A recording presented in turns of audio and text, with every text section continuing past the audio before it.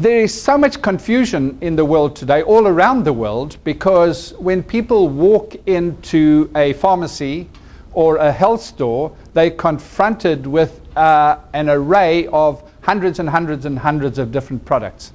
And it's very difficult for them to actually make the right kind of choice, because on what basis do you evaluate products? Which are the good products? Which are the bad products? Are there bad products? Are there good products?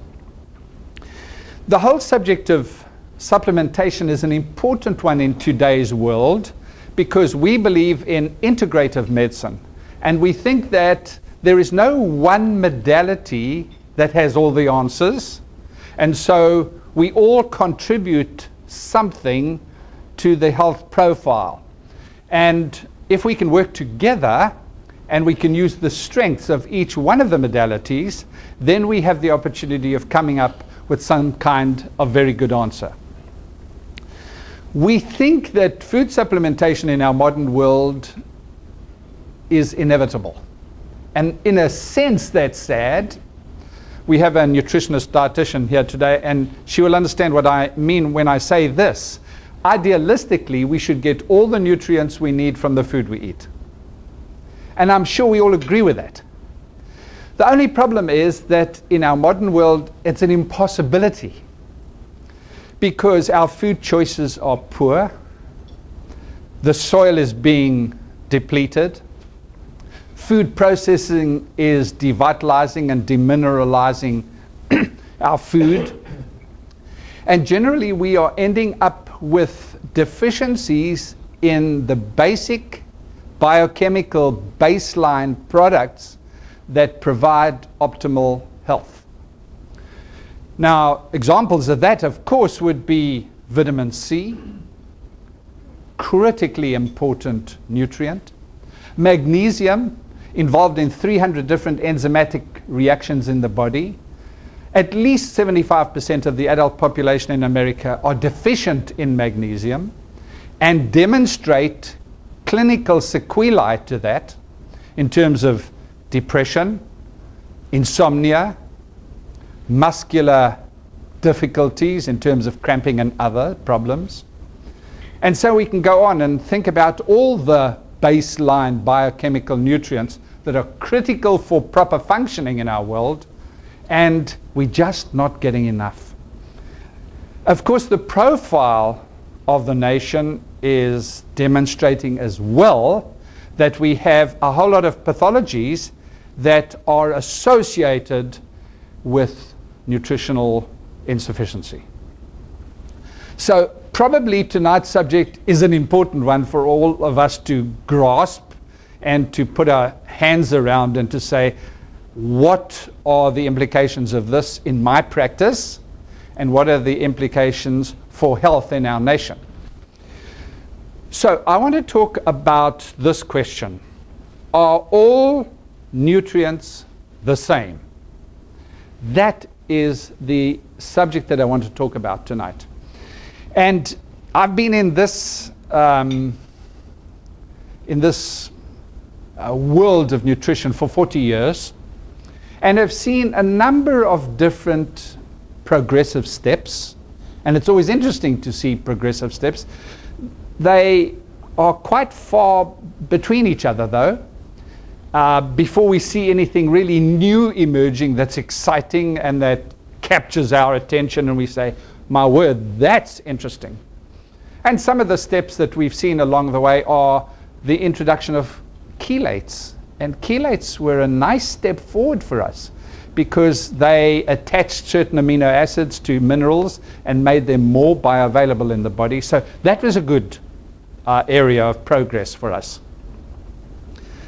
But at the end of the day, we're using a reductionistic model where we are saying that the nutrient should be isolated and given independently as a nutrient for intake. And there's a fundamental problem there.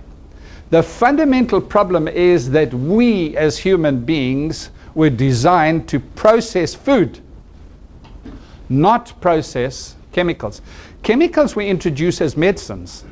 and quite correctly so. And they have a benefit and sometimes side effects.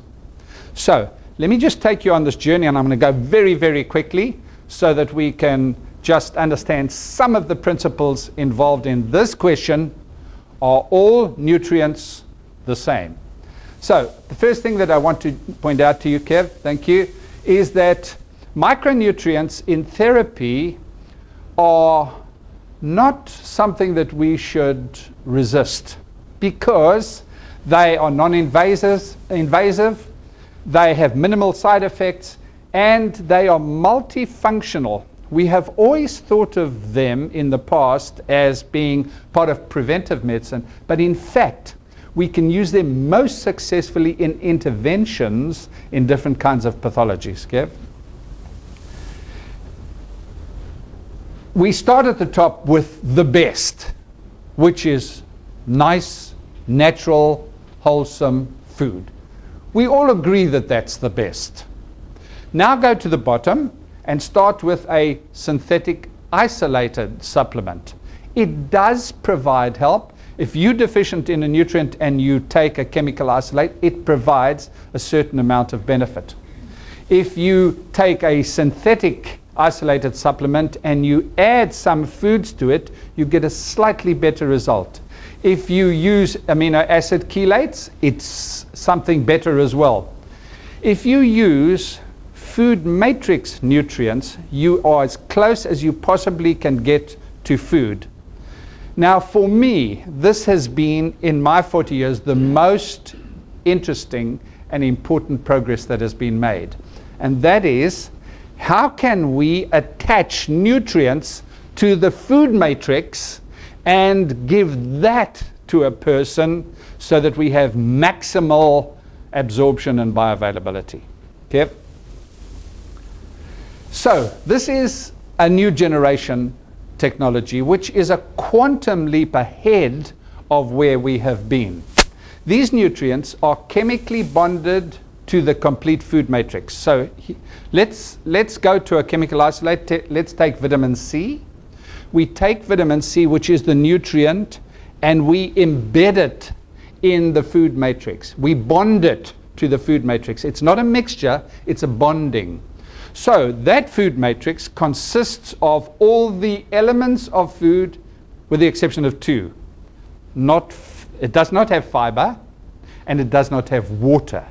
But all the other elements that make up food is attached to the nutrient that we are bringing into the equation.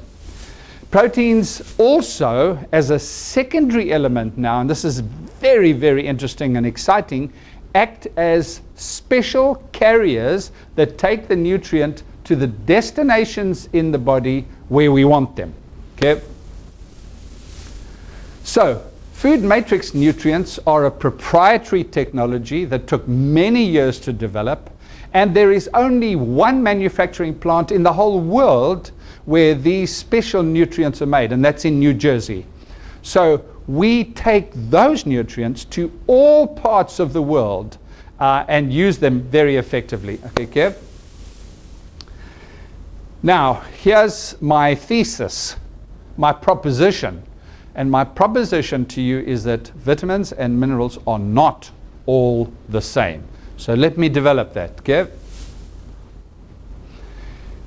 Here's a historical perspective, and let's go, Kev.